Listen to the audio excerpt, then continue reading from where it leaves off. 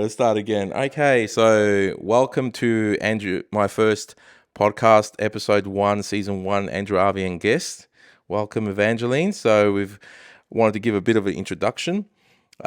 She's a special guest that I wanted to start off the season with and this podcast with, because we've when we first met, like our energy just was really in tune and we got along well and we became really good friends. And so I just thought it was a really good idea to start off with you. So I just wanted to give a bit of an introduction. So correct me if I'm wrong, but you just said that you've been a violinist for 21 years, and she graduated from the Melbourne Conservatorium of Music, performing in music, theatre, and opera spaces across Victoria. She also has worked with the Orchestra Victoria as a violinist and a mentor. She she has worked with the National Institute of Circus Arts and the Cirque du Soleil. Is that correct? Um, you have worked with the likes of Damien Leith, Conrad Sewell, and well, I know how to pronounce Kygo and Tiesto on their Australian tour. I believe that was last year. That's amazing. Known amongst the majority of people as an award-winning violinist that performs at weddings as a main attraction, usually. So, welcome to the podcast. I thought I'll just start off with some basic questions so that, well, everyone knows about you and so on, but this podcast can probably reach around the world, and even in Europe they'll love to know about you and how you started and all of this as a violinist. So how did you get into music and playing the violin? So my dad is a musician. He's a music teacher. Um, he he teaches flute, clarinet, saxophone, bassoon. We've had a very similar beginning to our career in the sense that he went to the same uni, same course as me 46 years before I went. Yeah. Um, and yeah, he it started there. My mum's not a musician, but she's a big supporter. And then growing up, we did a lot of road tripping. And there was this book that my parents used to give me to read when I was growing up and when we did a lot of road tripping, called The Musical Life of Gustave Moll. Stay with me, it's a weird start. But the it was about like this mole, like the animal, Okay. who grew up as like he was born into this very musical family and then grew up playing, like learning about music and learning how to play the violin. It's like his life as he starts his life and then grows up to have his own children and his grandchildren, and like it's a really beautiful story. And because we road tripped a lot with me and my parents, um, like this was something that kept me really occupied. But with the book came a cassette, Right. a double-sided cassette. Yeah. On one side it had like the narration of the book with this beautiful music in the background, and then on the other side of the cassette, it just had the background music and no narration. And so I would sit in the back of the car with this book and read it as the narrator would read it, and I read it so many times. Like I listened to this cassette so many times to the point where the cassette would flip and we'd hear the just the backing track, like Right. the back, and I could narrate it in time, Oh, wow. word for word. That's how many times I listened to it. So I was like, I don't remember at any point being like, I want to learn the violin because Gustav Moll did. I think that me and my parents believe that that's where the seed was planted. Mm-hmm. And then obviously growing up in a very like musical household with dad. And then I had the opportunity to pick up the violin to learn an instrument in grade 3 in Yeah. primary school. Yeah. And as much as my parents would have loved for me to learn an instrument that my dad taught, I wanted to go for the Okay. violin, which Which one? is Which instruments did your dad flute, teach? clarinet, saxophone, now bassoon as well, and piano. Uh-huh. So all like woodwind instruments. Okay. And I decided on violin, and I really wanted my dad to learn with me. So in a classroom of 4 7-year-old grade 3 students was my fully grown dad joining us at my primary school because he was also a teacher at my primary school. He Oh, taught music. okay. So sorry, that was a bit out of context, super Yeah. random. Just joined in. Yeah. But yeah, so we learnt together, and then um I kind of just stuck with it. And I think I got very emotionally attached to it as well. So the idea of giving it up, as much as I went through my times when I hated it, like I was just like, this is too hard, it's too boring, I just didn't like it, I wasn't enjoying it. Um, I stuck with it because I was too afraid to actually let it go. I knew it would make me really, it had become a part of me, but Yeah. I didn't want to let go of it. Okay. And then having my dad as well being a teacher, and also like the perfect combination of teachers through my school years who nurtured me in such a beautiful way that helped me stick to it, I think is the reason why I'm still a violinist today. Yeah. Um, so yeah, it's sort of, that's where it all sort of started, and I've had many opportunities that have really helped me stick to it. But it's been like a constant part of my life since I was 7 years old. Oh, cool. Wow, that Oh was a lot yeah, there. I need to be a bit more succinct, don't I? That was okay. So, but so whereabouts did you grow up? Like, was it in Melbourne or did No, you I'm from Bendigo, so Bendigo? country born and raised, Yeah. and then yeah, moved to Melbourne 2015, 2016. So Mm-hmm. that's like 8 years ago. 8 years ago. Wow. That time's gone fast. That's crazy. And you just made the move, like, even though Bendigo's like what an hour and a half or Hour two and a hours, half, two, yeah, yeah, yeah. 2 hours drive, like still for someone of that age to make a move to Melbourne, like, did you have family here or was it just like solo? Um, I think like, I mean, I'm an only child, so finding my independence took a bit longer Yeah. because my parents are super protective of me. And my first year of uni, I did a part-time music theatre course, and I was commuting every single day for that on the train, which was horrible. And Wow. then at the end of that year, I auditioned for the conservatorium, and when I got into that, that's when I was like, I'm not training up again. Like Yeah. I need to move. Yeah. And as terrifying as it was, because it was a really quick turnaround time, um, it sort of, I think my year having commuting back and forth and getting familiar with Melbourne was enough for me to feel comfortable moving. Yeah. And then of course, like I had family in Melbourne, but like all around Melbourne. But my auntie, or she's not like actually my auntie by blood. Yeah. She's my mom's best friend, but she's been my Yeah. auntie Family, growing up. friends. She lived like close to the area that I moved to, so Mm. it really helped to like have that comfort that she was nearby. Yeah. Um, but yeah, it was tough. Like it was a really overwhelming move, and then as well as that, diving head deep into like this totally new world where I'm now at university, and I'm like an adult, and I have to be like self-sufficient, and I Mm. have to like pay rent and like all these things that I never really I You had to wasn't do, I don't think yeah. yeah, I think I was just like thrown into the deep end and wasn't fully I don't think fully prepared for it, but my Mm. parents were super supportive, and That's good. they were really, really like, "Yep, we're here if you need." I think it's difficult no matter how far you go, like, even though your parents were 2 hours away, like, it's still like you wouldn't, it's not like they can just come out of nowhere just to that it's a planned visit. Yeah. So I mean the distance, some people think that just because it's close by, like it should be easier, but it's like if you just went to France or to another country, it's the same sort of thing. Yeah. It's not like your parents will come and visit you all the time and just Yeah. like if you're in trouble or something like that. Yeah, I mean, it's certainly more accessible than if I were in another country. Mm, But I think like you're absolutely right. Yeah, like it was sort of I was thrown in the deep end, but they were still there as a safety net. It was just like yeah, a little bit further away than yeah, if the safety net was right there. But they were really supportive, even with just like helping me set up myself. Like I didn't really have a job, but they also wanted me to start working in the industry I wanted to continue in.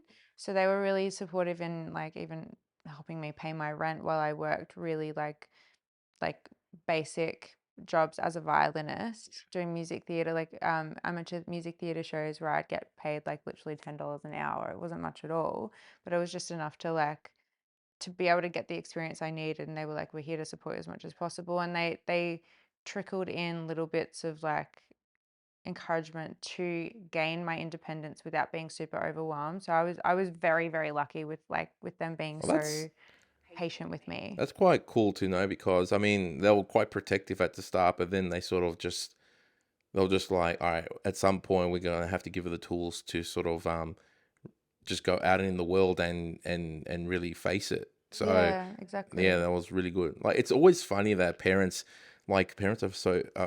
I felt like that with my parents. Like at times, they put so much pressure about education and so on.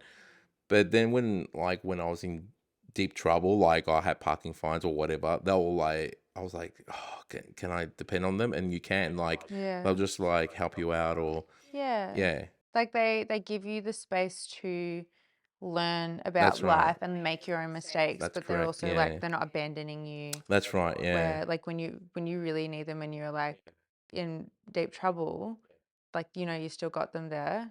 It was really good. But yeah, my parents were like they gave me tough love when I needed it, but they were so supportive. Like I feel so lucky having that support from them. And even now, they're still like when I bought my new car, mum was like, "Oh, do you want me to look after like sorting out insurance for you?" I'm like, "No, mum, let me do it myself because I don't actually know how to like sort it." Things like okay. that. Like there's Yeah. still, I think mum, Oh especially wow. dad's very like, I think that's more them like, "Oh no, but we're not quite ready to give you full independence. Like we're not ready fully to let you go." And I'm like, "Okay, you're gonna have to." But how it's been like 8 years or so, Yeah. that It's you've been a been slow, slow burn, like really, really slow, like process of them giving me the independence that right. they're ready to give me. I've been ready. Yeah. I've been like, okay, you know what? I'm ready to like learn the mistakes Yeah. and like grow and I sort of still do it, but there's other times when I'm like, I still kind of need my mum and I still need my dad for Yeah. like bits and pieces, like I when think making big even now I decisions. still want to have Yeah. dad and so on, like at my age. So Yeah. never really ends. But I wanted to move to a different question. I wanted to know what was the inspiration behind moving into the wedding industry? Because you've been doing, so you were trained in classical, you were doing a lot of that type of arts and circus and cirque du soleil, which are it's just like I think you can't even top that in when performing arts, and to make the move, what made you sort of go into? Oh, I think I can do some weddings or so on. So what was the So catalyst for that? one thing that I've always been when I started working professionally as a violinist is like very freelance and very open to new ideas and Yeah. new experiences and new opportunities. Um, as a violinist and like in school when you're put into like ensembles to learn about ensembles and that sort of thing, you're very naturally introduced to the wedding industry Mm. because like I still remember my first ever wedding that I performed at, and I was in primary school. I was like grade 5, Oh grade 6, and I wow. was in this quartet, Yeah. and it was the couple getting married was the bride was one of our teachers from school, Oh which I think that's so sweet. Like the fact that she got students from the school to play yeah. at her wedding. But I also think like, oh God, like the standard So of much music would have pressure. been Yeah. so much pressure, but even just like how we would have sounded as like very like 12-year-old like quartet. Yeah. Oh, like it Like makes yeah. Yeah, like it would have sounded more like she was walking down the aisle to sirens, but yeah. but anyway, that's like it was very naturally introduced, and I still remember like how exciting it was to just witness someone that Mm. getting married, and I loved that feeling. And then like all through primary school, high school, Yeah. like I had little bouts of opportunities here and there through quartets, through like duos, working with most of the weddings I was getting booked for were like friends or family. Oh. Um, That's so and I, interesting. So you were introduced to weddings like from a very young age. quite Like young age because it's very naturally introduced as well as a violinist. Like it's sort yeah. of a very I didn't think of that. Like, yeah. yeah. And then I remember my first year out of high school. I met this guy in the wedding industry in Bendigo, and he was a singer and guitarist and also a DJ. Mm.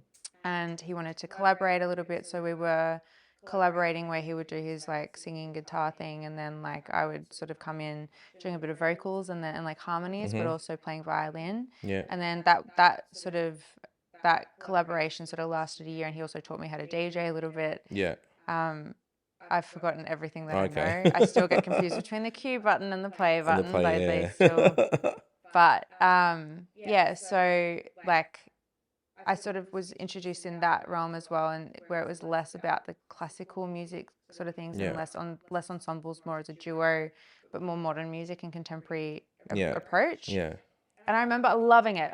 Used to love it. I used to love doing these weddings, but I always felt like I had to rely on other people to do it. Like I needed to be in an ensemble or do Right. be a part of a duo or something like that. And Yeah. I always felt quite defeated by that because I wanted to start my own business. I always wanted to start my own business, and I launched like soft launch, Yeah. created a Facebook page when I was like maybe 18 or 19, called Evangeline Victoria Music Oh, wow. years ago. Like if you go back on my Facebook, you'll see how like when I started. Yeah. But also don't do that. Let's not go back there. Yeah. But from there, I sort of didn't know where to go from, and I kind of just put it on the back burner. And then I think I did my best friend's wedding, 2019, and that was a great experience. But again, worked with my dad. He was on piano, which was really cool. And then in 2021, I was in preparation for a friend's wedding again, and she was really adamant she wanted me to be a part of it. We grew up dancing together, and she Yeah. had a lot of like the girls who were in the same dance class. We all sort of did our own thing. So one of them was a makeup artist, another one was a photographer, then there was me playing violin. She was like, I think it's really cool that we're all gonna like I'd like to have all of you a part of the Yeah. wedding. So it was in preparation for her wedding that I realized that I could do it solo, using like backing tracks and working alongside like DJs. And at this point, I'd already explored like the idea of collaborating with other musicians and improvisation in other areas of my career, like through uni and through music theatre and doing all those shows and that sort of thing. But Yeah. that's when I had this epiphany, and I was like, oh my God, this is how I'm going to do it. And I can use backing tracks. And I started like sourcing these really cool backing tracks from like all over the place. And I did her whole wedding with my very minimal repertoire with Yeah. all these backing tracks and playing violin. And I felt like it was the first time I actually felt like I could do this by myself. Yeah. And that was the moment where the penny dropped, and I was like, this is what I'm going to do. And then this is 2021. This was in April 2021. So that was around the time we were going in and out of snap lockdowns in Melbourne. So Oh, every time we wow. went into a snap lockdown, Yeah. I would be like, great, don't have to go to work today. I'm going to start building my website. Or great, I'm going to start, creating small short videos of just like little show reels or little reels of me playing this song from Yeah. this movie or this love song, and just putting up on my Instagram. And I created a new Instagram specifically for my business. Wow. So then that's where that sort of got started. So by the time I like did my proper launch on the 1st of November 2021, Yeah. I already had 3 weddings booked for November, and a couple trickled over the year for 2022. Yeah. And I did my first wedding Yeah. for 2021. 2 weeks later, I had another one, and then 2 weeks later, I had another one, and I was working Yeah. at another job at this time. And they decided, because I was working, that this created like I was working 24/7 by this time, because Yeah. I'd have a wedding on the weekend, then I was working all through the week. Right. What And were I you doing during remember the week? I was working at a gym. I At was a working gym. in the fitness industry in Wow. sales at a gym. And I remember like not I remember very, very quickly like losing interest very quickly in the fitness industry, and Yeah. really not just wanting to be a part of it anymore. And I started to sort of start making the moves I needed to make to transition at some point, maybe in 2022, like later Yeah. in the year, like maybe midway through the year, to go full time with it. Yeah. And the gym saw this, and they were like, oh, we can't really rely on you anymore, so thanks so much for working with Wow. us, that's it. And they fired me. And I was like, I remember sitting there in that moment and being like, oh my God, what am I going to do? Like, I'm freaking out. And I was like, Yeah. screw this. Not now. I've got the availability I needed. And I had those 3 weddings I had in November Yeah. was enough exposure that I needed to fill my December with bookings. And I had 18 bookings by the end of December. So this is after 1 month of launching. I had just Wow. put myself So out there enough, yeah. and then I was able to comfortably go full time with it, Yeah. and then started Well, 2022 full time. I find it really interesting because I've by then, like it seems like I don't consider myself like in the wedding industry, or even as a photographer. I haven't been doing it for that long. I picked up my first camera when I was in 2014, and that's when I just started dabbling into photography and just taking pictures of landscapes and animals and you know just random things. And I'll just be posting it on Facebook, and I find it so interesting that when how sort of things work, like how you sort of manifest certain things by doing little actions towards it, and then it's like a seed. You plant a seed, and then you just every day you just water it and put things um, towards it, and then suddenly it's just like boom, you're just growing, and I find it so intriguing because I feel like we're similar in that sense because you just came out of nowhere, to be honest. Like I just I have heard of one. It was just one violinist that that I've heard about, and not every wedding had it. And then suddenly it was like I heard about you, and then it was just like you just took over. Like it was you were like doing every single wedding in Melbourne, and I'm like, whoa, what? Who is this person, man? Like, what's going on? So that's really interesting how you tell the story that you were like pretty much you were forced to sort of Yeah, take the leap of faith. but it came out of like Yeah, almost fear. I was like, oh my God, like I yeah, now don't have any like solid income. Like I have to create this myself. And the yeah, idea of going out to find another job was like, no yeah. fucking This is way. what you have Like, to do. You have to hustle now. yeah, now I gotta So hustle. But it was yeah, like I I thrived on the extra time I had to grow, yeah, and I had all these ideas, and I'm just gonna make them happen. And I was reaching out and networking with people, and like creating relationships and learning from people, and that's where yeah. I met one of my friends who I have to thank him for really pushing me. He's a sax player based in Okay, Sydney, Orget. He's this Albanian guy, right. and we connected through Instagram because he works closely with one of my other friends, Mm-hmm. Melissa, who's also a violinist based in Sydney. Yeah, And Orget reached out to me. He's like, "I've got this wedding." He's like, "You're amazing. I'd love to try and to book you for for something one day to work together." yeah. Anyway, he contacted me randomly in December. This was like the less than like 2 months after I launched. Mm-hmm. And he's like, I've got a wedding in Melbourne. It's at this place. Are you free on this date? And it was like a random Tuesday because it was that time of year. Yeah, And I was like, yeah, I'm free. He's like, I would like to book you as a gift to the couple because I think the couple are right. good friends of his. And he was like, I'd love to book you as a gift for the couple and we're going to collaborate together. I was like, Yeah, great, cool, amazing, let's do it. Super, super excited to do it. And I'm like, what are we playing? He was like, I'll let you know when you get here. And I was like, what? And like that freaked me out, right? Like this is like n- the idea of not being prepared. I was like, oh my God, like I can't even like fathom this concept. Anyway, I got there and he's like, okay, we're going to do a little bit of canapes together. Just like, and he knew I could improvise. So I was like, I just shout out the keys to me, if, like in between, it's fine. So that was fine. And then we did the entrance together. And this was like an Albanian wedding entrance, which I was like, okay, let's do that. And then we did the first dance and everything. And he got me out of my comfort zone. And then he did the same thing. And he had another wedding in January again in Melbourne. He did the same thing where he saw that I was available, took the opportunity to bring me along and really force me out of my comfort zone.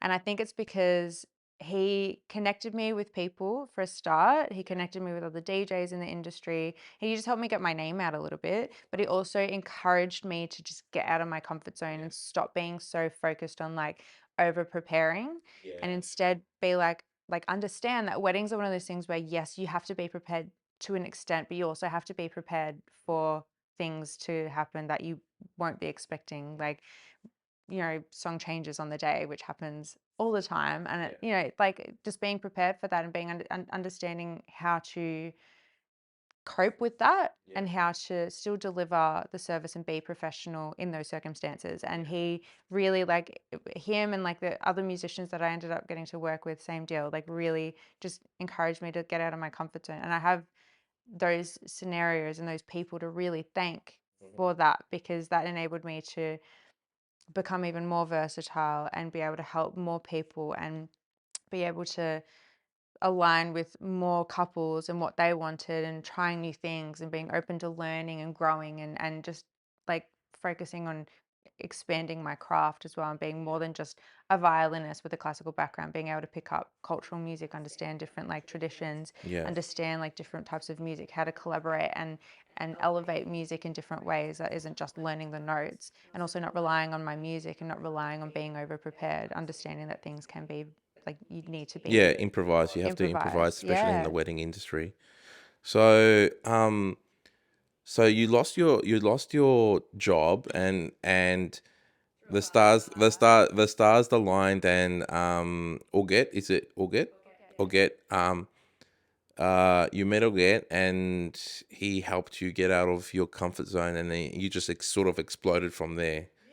So, I mean, there's so many lessons in just that little story. I think people will love to like relate to, because the one thing that you said is over preparing. So I feel like that's one of the things that I do not do. So I'm always underprepared, and I just wing it. So I just go for things, and I just book things and whatever. I remember at the start, so I met Chris, the videographer, and I said, hey man, let's team up, because I think couples really like it when the videographer and photographer know each other. So it'll be easy for us to sort of get jobs. And and to be honest, I started booking weddings, and I had not one video to show them what it looks like.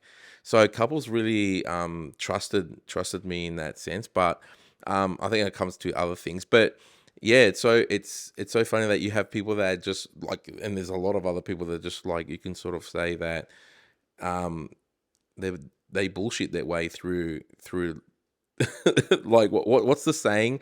What's the saying that they say Fake it till you make fake it. it till you make it? Oh my God, that is Yeah, my life motto. yeah, Every part of my life, like literally everything. When I do my hair and makeup, fake it till you make it. When I like learn a song, fake it till you make it. Like yeah, just seriously, that I learned that when I was acting, like when I was 14 or something. Someone said fake it till you make it, and I was like, oh, that's like got a nice ring to it. And now I'm like, oh, that is my life motto. That is yeah. Fake it till you everything. make it. It's such a cool. I mean, people call it fake it till you make it, but it's also a little bit like marketing and whatever, and there's a lot involved in that. But um, yeah, It's that's learning on the go as well. yeah. I Like mean, you you just never learn stop on the learning. I'm go. still learning 100%. after how long I've been doing it. And even last year, I would like to share after uh, more into the podcast that how last year's experiences has really made me reevaluate my photography and the business side of things, and how I deal with clients, and how I talk, and how I do things. Which we'll get into a little bit later. But um, so you sort of, well, one of the questions I wanted to know was like, was it like, what is it like to be doing so many weddings? So you went from like three in December, and then you said that you just booked 18, which is like, I think I'm doing like 20 weddings, or 20 some 30 weddings. But So also keep in mind, at that time, we were fresh out of COVID. yeah, There was like a yeah. huge backlog of events. So there was a lot of unavailable vendors and Oh, suppliers that's because they true. were already booked up. So I was kind of like, hi, I'm new here. Yeah. I'm free. Like, book Yeah, me. everyone booked me. So it worked. It worked Yeah. out really well. Like, I feel like I hit the market at the right Opportunity, it's time. just, yeah, I know. Like, Opportunity just, it is successful. Like, it just opportunity at the right time. Like, yeah. it just presented itself. And I put myself out there as well. Yeah. But in terms of like what it's like doing so many weddings, I I get asked all the time, like, aren't you exhausted? I'm like, physically, yeah. Aren't we all? Like in this day and age, everything goes so quickly. Everyone's always exhausted. But my cup is so full. I love my job so much. I love Yeah. what I do so much. Mm. Like I was having a really, really crappy day the other day. Yeah.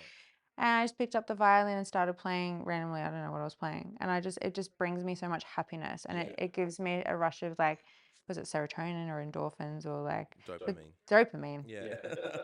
I was Serotonin. close. I think serotonin is the hug hormone Oh, that the makes hug you like morning. comfy and sleepy. And At least I dopamine didn't say gives you excitement. melatonin, it just makes me sleepy. Yeah. This is coming from a fitness professional, an ex-fitness professional. I should know these. Yeah. But yeah, like it gives me that dopamine rush, and I get to do that for my job, and I get to work with people on the happiest day of their lives. And like my while I'm physically, yeah, like a little bit tired, my cup is so full and I feel so happy. And doing lots of weddings, it just makes me so happy that so many people want to have me as a part of their special day and want me to create a bit of magic on their day like that. The vibe. Yeah, and I mean like there's obviously busy time of years and I'm busy times of year um that I'm really grateful for. Yeah. And then there's also quieter times of year that I'm also very grateful for. Yeah. So it's like a really nice balance, Yeah. but it's crazy like to put it into perspective. My first year, I looked back and I think I did 87 bookings that year. Oh my That goodness. was my first year. Last Wow. year, which was my second year, I did 224 Wow. bookings. This year, I've already booked, I think, 120 weddings, and we're the first week of February. There's a lot of last minute bookings, and then when we hit November, I'll that'll like crank up heaps because it's that time of year. But like the growth is there. I'm now thinking about, okay, like I think I need to slow down a little bit because obviously I can do this while I'm young, but I can't do this all like forever. It like burnout is a That's real thing. exactly right. I think And I I'm did that. very Yeah. mindful of that. But it's also like because it does fill my cup so much, and I'm very mindful as well of my clients and who books me in the sense of like if they're people that I'm not I don't resonate with or that don't align with my values or my morals, I kind of just feel like I'm not the right person for them. So I'm very also very mindful of the people that do book me, and the people I get to work with are people that I enjoy working with and I get along with, and it feels good to work with them. Nothing's better than working with someone that really appreciates who you are Yeah. and your art. Like, not just get you because, oh, yeah, I like your photos and you're just a good photographer, but that really um, have stalked you over Instagram. And I had one client that said, I discovered you like 6 months ago or a year ago because you did my friend's wedding. And ever since I've been following you and your journey. And I said, nah, he's doing my wedding. And I'm like, wow, I go, yeah, I definitely want to do your wedding. Yes. So that's something to talk about like itself because um I mean, it's so important. Like people just think that I mean, we are a provider, but we're also human, and 100%. and And nothing, creatives. nothing. It's just like it's a symbiotic sort of relationship between client and service provider. When you have that sync and that energy, and you just get along, it just makes the day so much better. But I found that and you probably have the same experience that you become friends with these clients. They're not your clients. Like they'll probably get you with for a christening or something else like in the future. Who knows? But they get me for christenings and baby photos. They ask me, and I'm like, look, I'm not a baby. I do baby photos my way. I don't do that like this other thing. I can't touch a baby. I feel like I'm gonna break it. So, but that's why I sort of move away from that. But I mean, if it's so nice to be considered because I was their wedding photographer. They felt so Yeah. comfortable that they want me to continue being part of their life. You know what I But mean? even imagine being that couple, Yeah, rather like turning around in like 5, 10 years and being like, instead of saying I had we had Andrew Arvey take our photos, our wedding photos, it'd be like, oh no, our friend Andrew took our wedding photos for us. It's the same with like with me. It's instead of being like we had Evangeline Victoria play violin at our wedding, our friend Evangeline played violin at our wedding. It's like it's that that just small change is so powerful, and it goes to show that, like, you know, those connections that you make with your couples, just because it is professional to client, doesn't mean that friendship can't be That's there. right. And Yeah. it's like, I, I mean, some of my closest friends are former clients of mine. Like, one of my girlfriends, I did her wedding in June last year. She found me through Google like maybe 9 months before that, and now we talk every day. And one of my other clients who got married in September last year, we've been going to dance classes together every week, like the last few weeks, and we go for dinner, and we're gonna go see the ballet together in a couple of weeks. Like it's just crazy who you never know. Like if you find those clients, and if you're very um like if you try to attract, if you're authentic to yourself, you attract those people that like that Like authenticity mine. and Yeah, that's resonate with right. that. Yeah. And then you get to work with clients who then turn into your friends, and they want to keep you in your in they keep you And in your they're life your because they're best your friend. they're your best marketing tools. So they're the ones that True. will actually push for your recommendation. They'll always like recommend you. So Yeah. a lot of the work that I got was by recommendation, and Word of mouth is so yeah, powerful. yeah, and a lot of it is like I mean, and obviously at some point, to be honest, I look back at my photography in early days, and I'm like, okay, these people did not get me because of my photography. Like it's not bad, but it's not the best. And like, there's so many other photographers that are better. But I think a personality Huge. is a massive part of why people choose you. They have to sort of vibe with you. So yeah, I think it's one of the things that people I tell clients, even over a chat over the phone.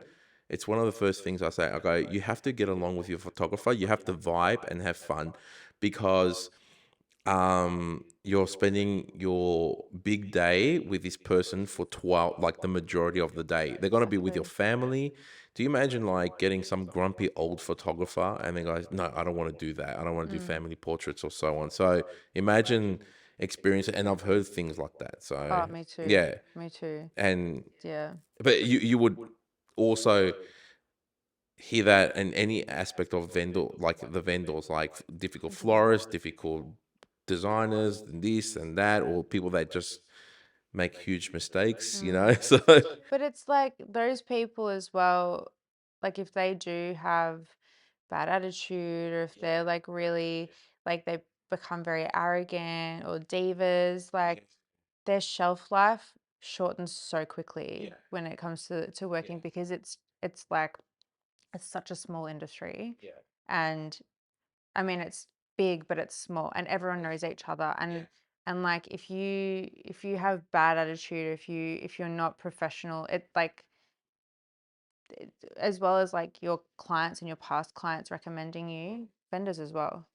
People, I know venues that I work with take my recommendations so seriously, and I've like they'll I'll recommend like a photographer, for example, and I'll be like, I've worked with this guy a lot, and I love working with them. I tell them why as well. It's not just like, oh, they're one of my mates, you should book them. It's like, no, like I personally feel really comfortable working with them. They're super professional, they're switched on, they notice things that other people wouldn't notice, things like that. They go above and beyond for the client, for the, that's where my recommendations come from. It doesn't, because anyone can see the work. Like you'll always be able to find the work on your social media, and anyone can see that. But it's like working with that person, why I enjoy working with a person, and like giving that strong reason why is also so powerful. And like I think the recommendations that we make in the industry as professionals to each other is also really, really yeah. important.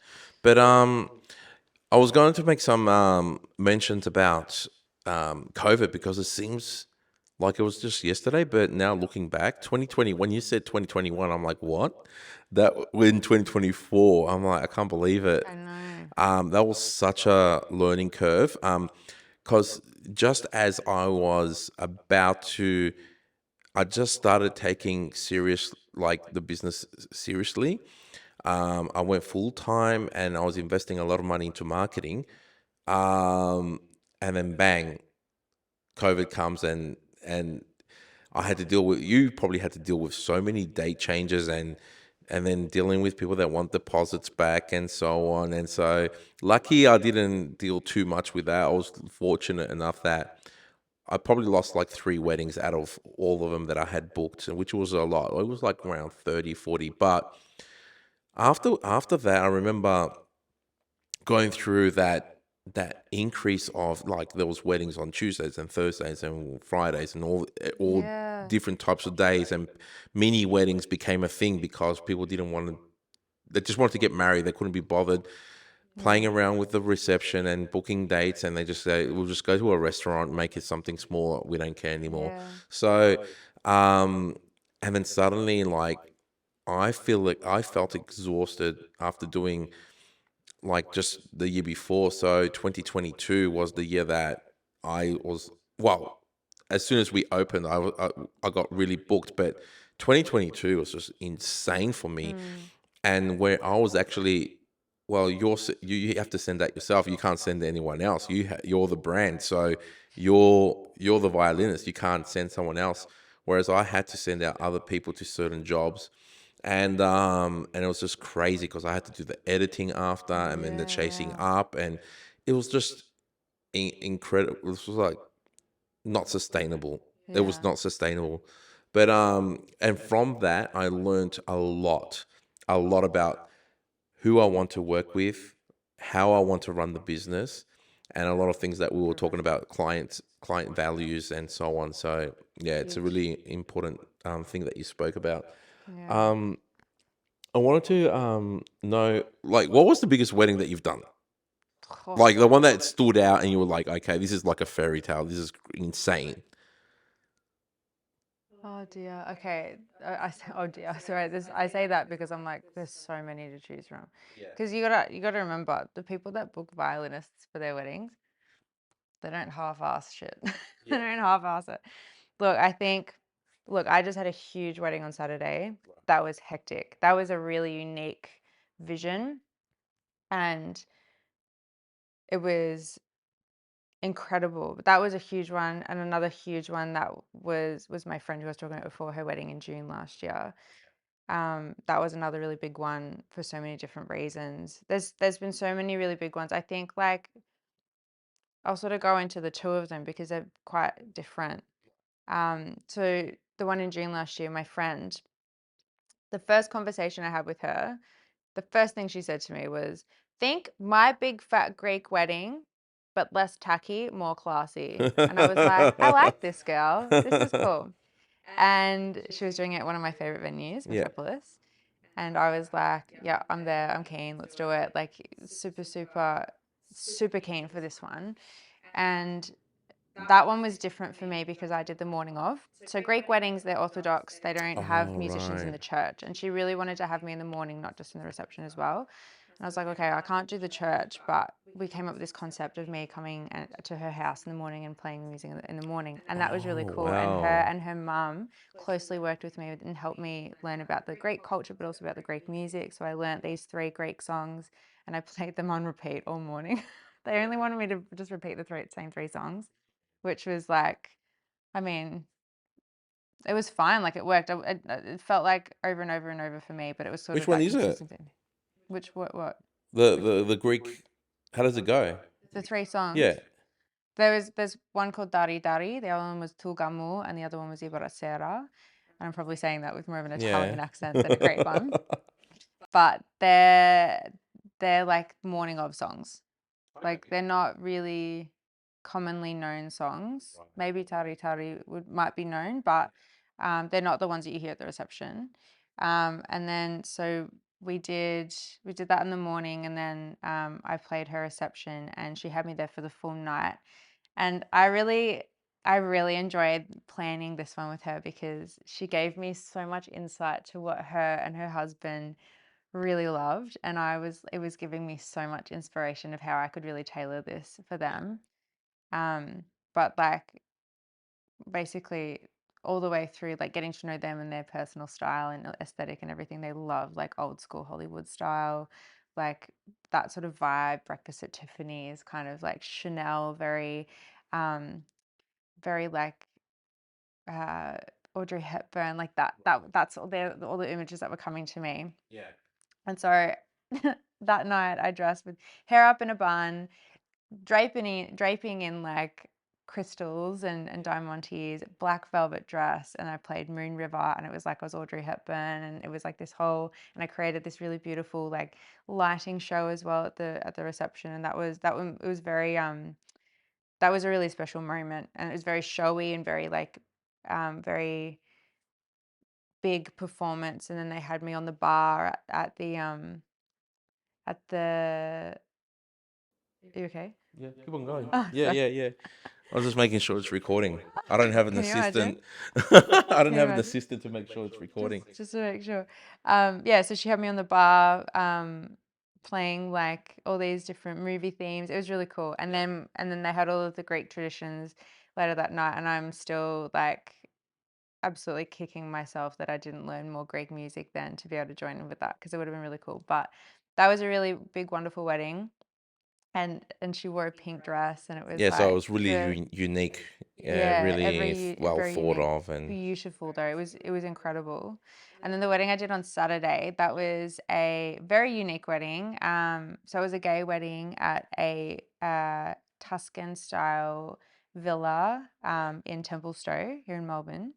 And like the day of, everything just worked so perfectly in terms of theme. Like it genuinely, like because we're so secluded from the neighbors and Melbourne, we felt like we were in Europe, and then the weather was like perfect European summer kind of vibe.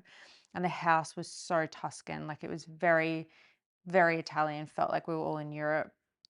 But that was whereabouts is it?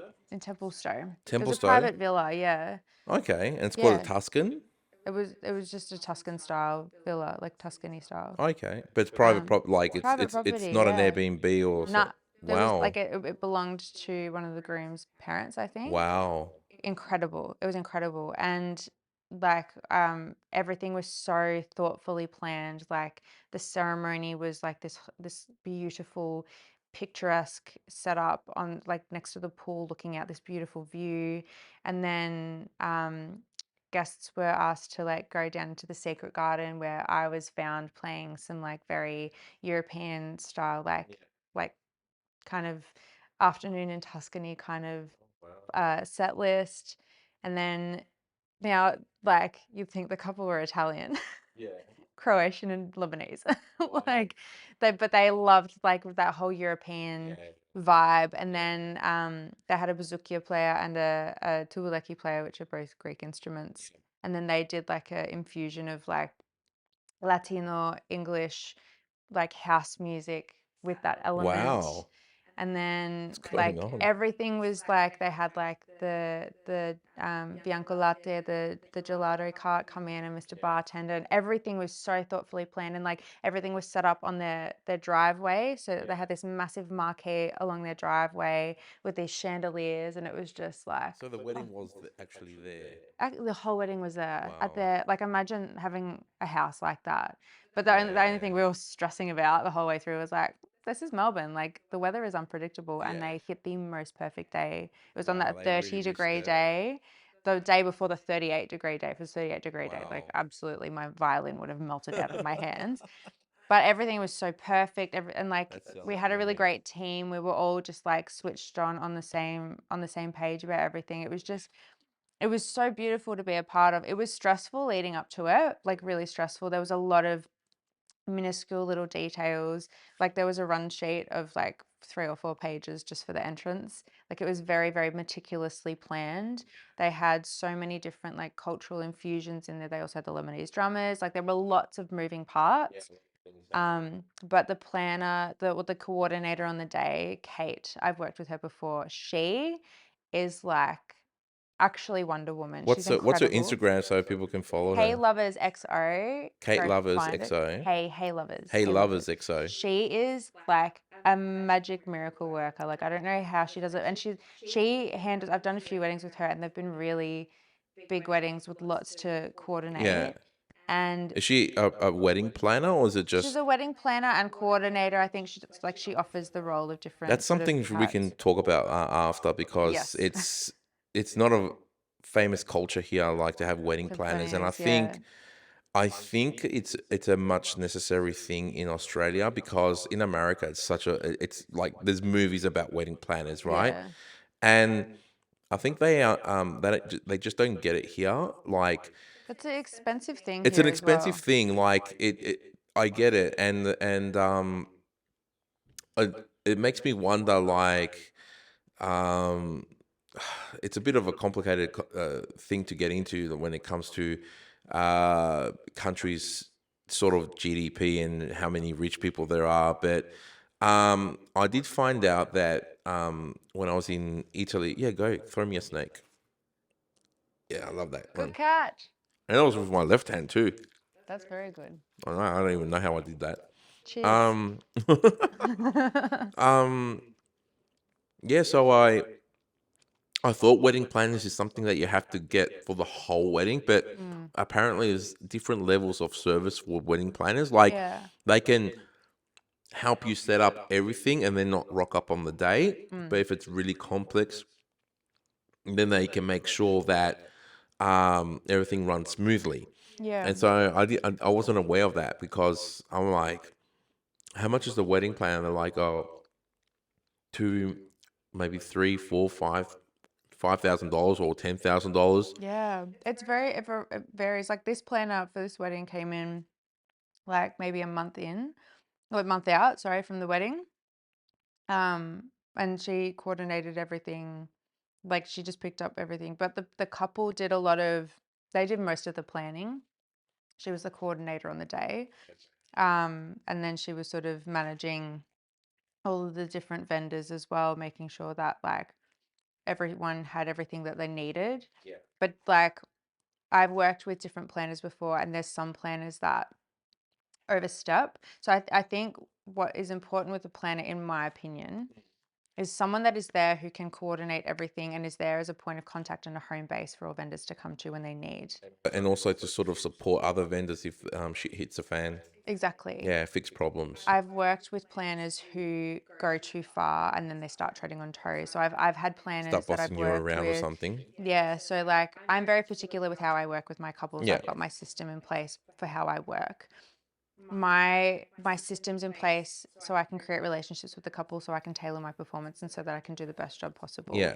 I don't need someone micromanaging me. I'm a Yeah. professional. I've been playing That's violin for right. 21 years and I, I I mean, know if you exactly wanted what to I'm be doing. micromanaged, you go back to the gym. Exactly. Yeah. Exactly. Yeah, yeah. Just go work for the man. Go work for someone. Exactly. I Yeah. work for myself Yeah, you work for for a yourself for a reason. reason because you don't want to be Exactly. micromanaged and told what to Yeah. do and how to do it. Yeah, Yeah. exactly. And there's planners I've worked with where they've insisted on coming to my meetings, which is unnecessary. And then like I'm not going to name names ever, but like I've had a situation where like I have this spiel that I give my clients when they're struggling to pick a song. They're like, "Do you have any recommendations?" And I'm really big on not making recommendations because my taste of music is different from your taste of music and your taste of music, and everyone's taste of music is different. So I don't make recommendations when it comes to choosing songs, but I can give you a protocol to help you choose a song and how to narrow that down and find something that is meaningful to you. Because I want my couples to think outside the box. Think about, if you want to walk down the aisle to Usher, go. Like you've hired the right These are my violinist for that. Let's confessions. this is yeah, exactly. Like this, you've hired the right violinist for that. But I want you to choose songs that are unique to you. Yeah. And I made this whole spiel, and this planner was sitting in the meeting, and they were adamant they had to be at this meeting, which I was already a bit like ugh about. But they had also gotten the booking for me, so I was kind of like, that's fine. So they sat in the meeting and then decided to say, I really like this song. And I was like, you've literally just listened to me do this whole spiel and then just like stood on my foot. Yeah, Like, yeah. and I was kind of like, yes, but don't feel like you have to choose that song. And then the couple were all confused, and then they ended up choosing that song, which I was really pissed off about because I'm like, all the rest of the songs I chose for the rest of their ceremony were very different from this song that they chose. And I was like, I don't want people to feel like there's no rules. There are no rules. The traditional thing to do in a wedding these days is to scrap tradition and to do it I differently. think that's one of the trends of happening in 2024. All these traditional things are like are just moving in a different thank you, Yeah. in a different way. Yeah. Um like I think I've done a couple of weddings where they're just ditching the bridal party. or they just have Yeah. the maid of honor and the best man and done. Like, I think that is like the best thing ever. I did a wedding in June where the groom didn't want anyone in his bridal party, but the bride wanted two bridesmaids, and that's what they did. Oh, So two that bridesmaids works. and no groomsmen. Yeah. We were like, you do you, boo. Yeah. You do Exactly. There's you. no Like, it's up rules. to you. There are no rules. Yeah. Exactly. Yeah. There's like, it's so interesting being in this industry where you see some things that are so old fashioned, traditional, like, and that's great. And you do you. Like, if that's what you want to do, you can do that. And there's other people that like do things so differently. And I'm like, oh my God, like something that, because I've dreamt of, I've planned my wedding since I was 4 years old. I was one of those people. And one thing, like, I've always loved the little traditions here and there. I think one thing that I'm thinking about scrapping is a cake and just doing a champagne tower. Like things like that. I'm like, I see it happen at every single wedding. The cake gets brought out and people are like, Yeah. don't even know it's Whatever. there. They No. don't know it's fucking there. And then the Yeah. couple end up missing out because all the cake that's been left out that no one's eaten has to get thrown out because it's been out for ages. And then it's just such a waste of money, and cakes cost so much. And that's nothing against like people who do choose cakes. It's just like, I think that I personally feel that I would prefer to do something where I know that people are going to froth a champagne tower and that champagne's going to get drunk. And if it doesn't get drunk, like I'll it's do a really tequila tower. Let's do it. Let's for change it up. Let's for. do tequila I want to towers or come to your wedding. That's going to be fireball hectic. wedding, fireball, Oh my God. fireball towers. Or if you do like a tequila tower, Yeah. I'll play that song. Da-da-da. Hey yeah. Tequila. No, it's so funny. But yeah. But you know, one of the reasons why I feel like with like making the bridal party a little bit smaller is mainly because you get more personalities that way, and Mm. and and sometimes I find it so difficult to understand how an adult can sometimes just be thinking it's not about them. Like, to I was best man for Dom's wedding, right? Yeah.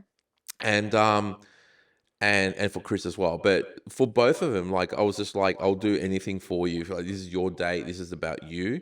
And so if I can fix and do something, I'll do it for you. Like, I'll run around. I'll go do this, do that, anything, right? Yeah. That's But not everyone's like that.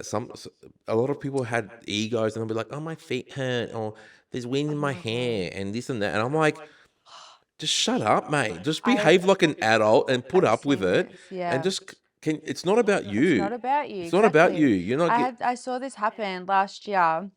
So my friend's sister got married, and I'd become quite like close to her through the planning, and she had a bridal party of like 5 or 6, like huge rugby team Mm, on the bridal party. And the morning of, I ended up becoming like an honorary bridesmaid in the sense that I wasn't formally a bridesmaid, but I was there. Like, I was there with them for photos taking and everything, and I was also working the day of the wedding, so I played violin during the ceremony and the reception.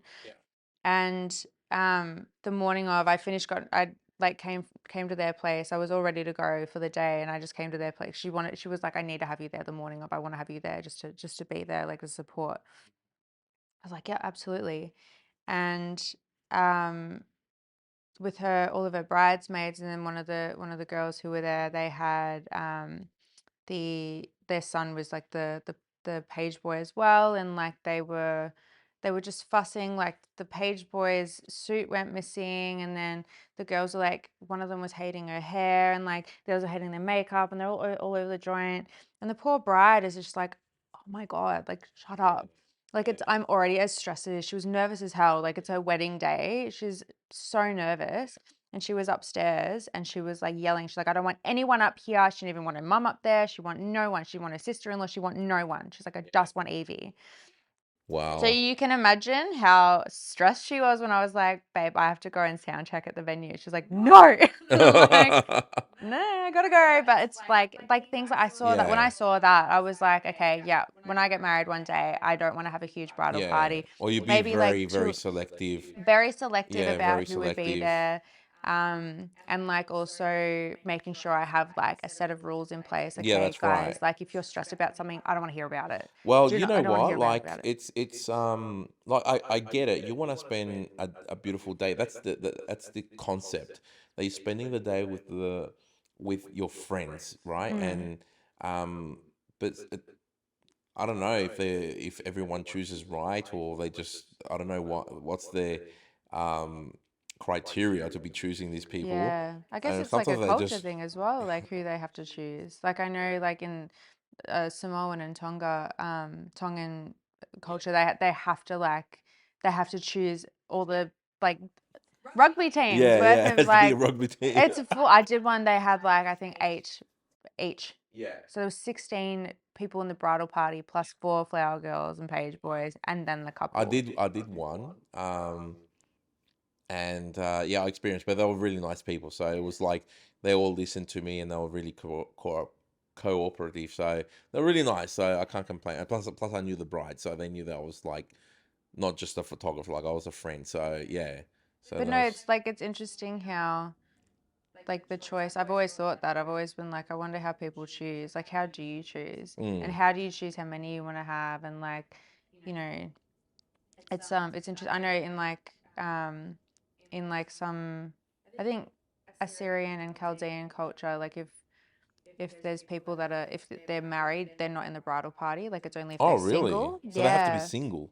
I Yeah, had no like idea. I learned that, oh gosh, ages ago. I remember talking to someone and they were like, "Oh, I would have loved to have like my mate, but he's married, so it's like it's not traditional to have." And I'm like, "Oh, that's interesting. I never really thought of that."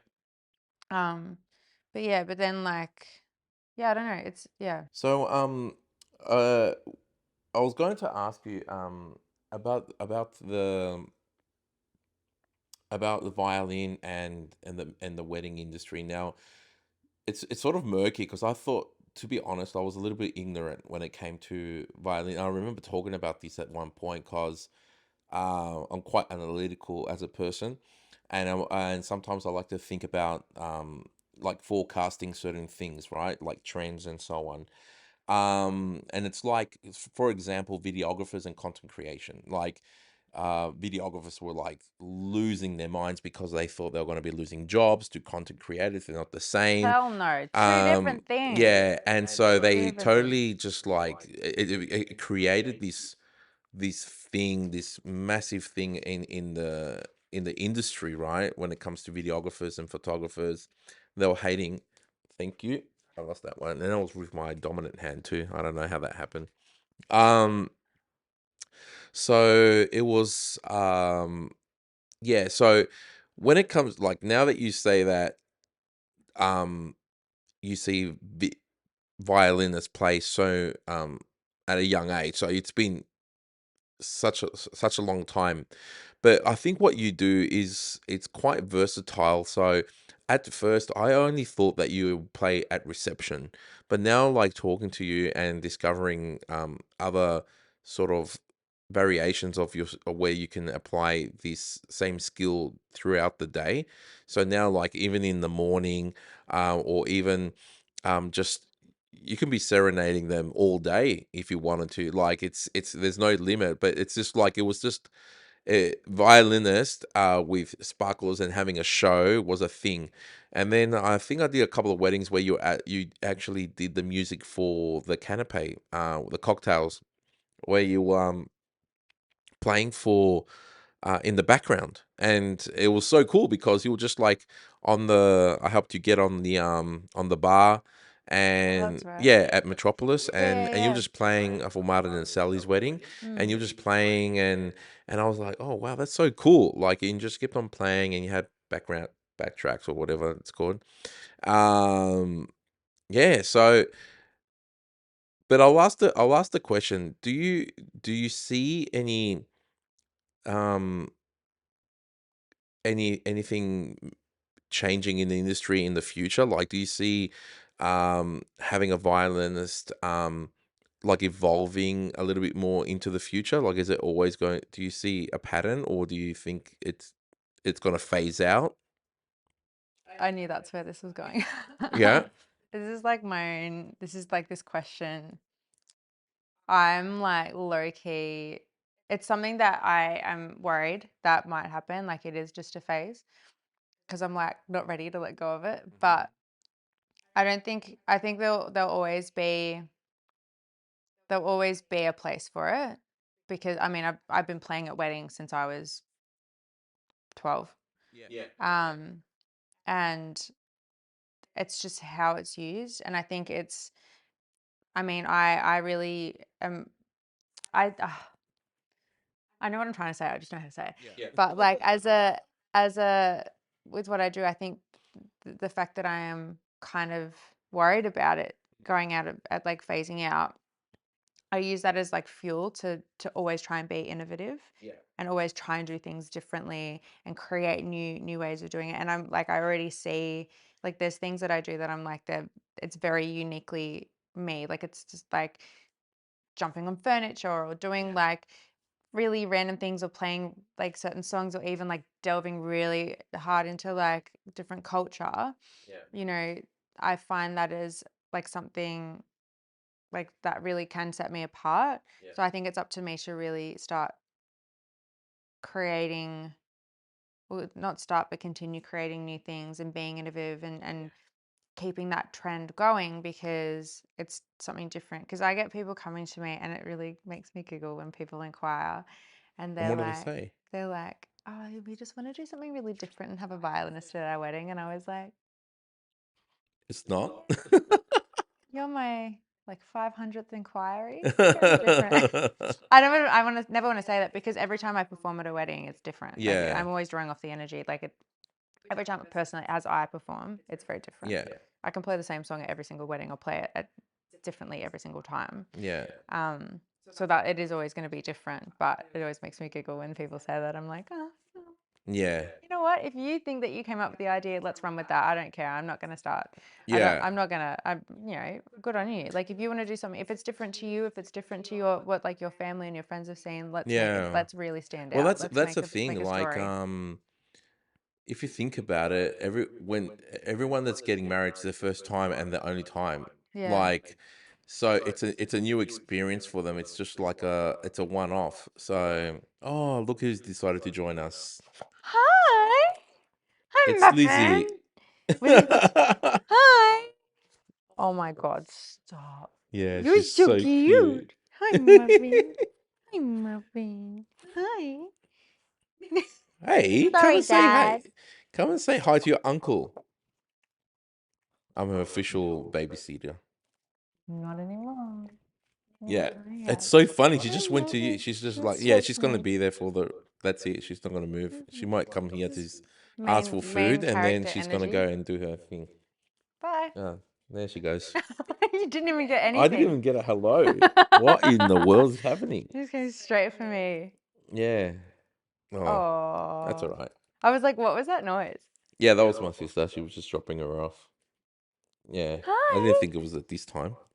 What's her name again? Elizabeth Taylor. Elizabeth Taylor. Yeah, just like the Sex in the City dog. It's the Hi, same one. Elizabeth Like Taylor. it's a Blenheim. Hi, Queen. Yeah. Does she King have Charles purple Cavalier. eyes? Hmm? Does she have purple eyes? You know, like, was it Elizabeth Taylor that had that condition where like she had like, Purple eyes. What the oh, hell's I don't that? know. Maybe that was something I fell for. Hi. And she's going. She's so cute. She'll eventually just. She'll Yeah, just she chill. gets anxiety at first because her mum just dropped her off, and then she'll Where's mum just gone? settle in and whatever. I don't know. She must be outside or she's gone. Lizzie. I'll check. Give me a sec. Just stay there. Oh my God, the Ah, iPad that's all doing right. It's it. gonna fall on the rug. We'll have a break after that chat. What's up? So it's in the podcast. I'm doing a podcast. Yeah, con Evangeline. What are you doing? What are you doing? Hurry up. All right. He Yeah. never Ciao. calls me Evie, only ever calls me Evangeline. All right. Jesus. All right. We'll have a break after this one. We're gonna have so much content. Content. No. Content. Um. She's so cute. So Muffin.